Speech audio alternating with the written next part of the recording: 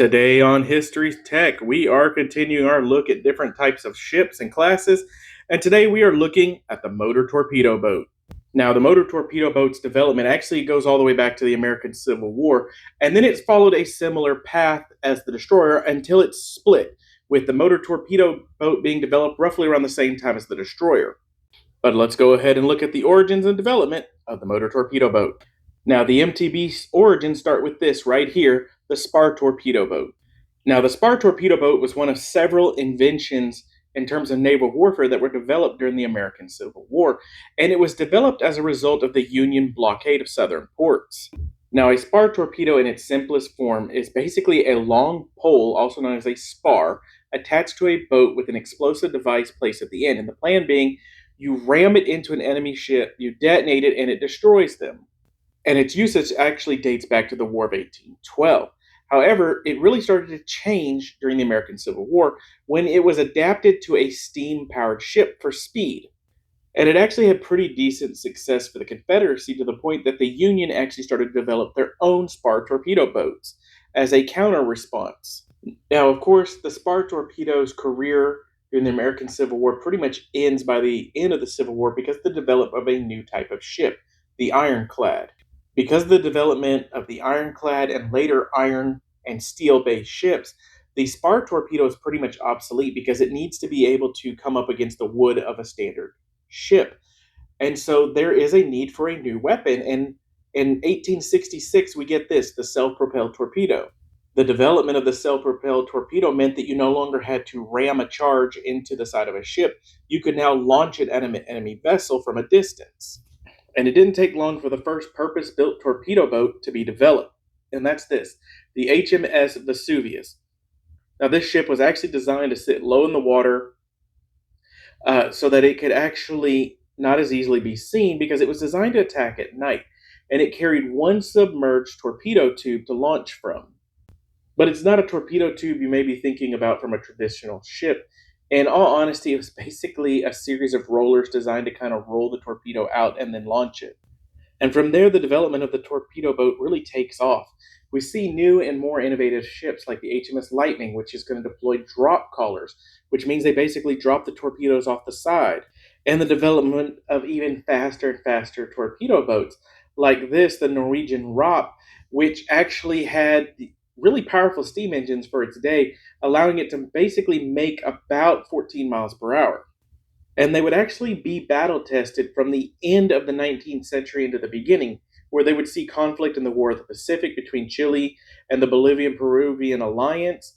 They would take part in the Russo-Japanese War, where they would actually be deployed with their companion ship, the torpedo boat destroyer. And this is where we're going to see that divergence between the development of the torpedo boat. One direction will go towards the torpedo boat destroyer, which will become destroyers, and the other one will go the direction of the torpedo boat becoming the motor torpedo boat. Now, the transition away from the steam-powered torpedo boat towards the internal combustion one starts with this, the coastal motor boat. And basically, before World War I, with the development of the internal combustion engine, they had looked at the idea of building this high-speed ship that could reach 30 to 50 knots, so about 56 miles per hour roughly, and could carry 2 to 4 torpedoes and be equipped with launchers and machine guns and things like that as a fast attack craft. And in fact, during the beginning of World War I, the decision is made that, hey, we have the ability to build this boat. Let's go ahead and try and just build one. And so in 1915, the Admiralty produced a plan to develop the coastal motor boat. Now, these vessels really didn't live up to the idea of what you may think of as a torpedo boat. They were rather small. They carried a single torpedo. They didn't have a lot of offensive capabilities. But Thornycroft, the manufacturer of these, kept upgrading them, making them bigger, going from a 25-foot boat to a 55 to a 60 and bigger and bigger and bigger so that they could carry more torpedoes, more firepower. And it didn't take long for these new faster torpedo boats to really prove their worth. The Italians actually sank 2 Austro-Hungarian ships in 1917 and 1918, and 2 British torpedo boats actually made raids on Kronstadt Harbor, damaging 2 battleships and sinking a cruiser. And they did so well that by the time we get to World War II, these vessels are still seen as valuable. The British will develop their motor torpedo boats, or MTBs. The Kriegsmarine will have their S boots, or fast boats. The Italians will have their MASs, the Soviet Navy, the G5s, and the US, the ever famous PT boat. Now, no matter what each of these navies called them, they were all the same thing. They were a motorized torpedo boat. They all used petroleum based engines for high speed attack. Thus, they were motor torpedo boats. And they each had their own successes during World War II. In the European theater, we're going to see the Germans utilize their E boat as a very well deployed defensive structure, defending their larger capital ships at high quick speeds. However, during this early combat in the 1940s, we actually see the problem with the motor torpedo boats. And that is the fact that as fast as they are, new ships are just as fast. And so their old ability to come in real quick and defend or attack is kind of going away. And they're having to really use every bit of power they have to keep up with these fleets. And so they're wasting fuel, they're decreasing their range. Additionally, they are very vulnerable to patrol aircraft, which are purposely hunting down these boats before they can engage a target. Now, in the Pacific theater, we do see a bit more success for the PT boat, but that's mainly because the PT boat is being used for so many different roles. It is a search and rescue craft, it is a reconnaissance craft, a ferry, a courier, in addition to utilizing both attack and defensive duties. And so it has a bit better experience during the war as opposed to their European counterparts. However, no matter what, by the time we get to the end of World War II, these vessels are obsolete. Now, after World War II, the motor torpedo boat is retired and replaced with the fast attack craft.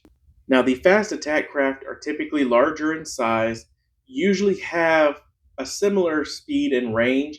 However, they carry a much larger variety of weapons, including anti ship and anti air missiles, making them pretty good for coastal defensive measures. However, they really can't compete with things much larger than that. Now, a few navies did deploy torpedo boats into the early 90s and early 2000s. However, nowadays there's really no one deploying a specific torpedo boat. Now, after the war, because there was no more of a need for these vessels anymore, a lot of them either are destroyed or sold off. And they will be utilized for a lot of different things: fishing vessels, personal ships for people, homes, and things like that. They'll be utilized in the Pacific for mail carrying between islands or moving goods.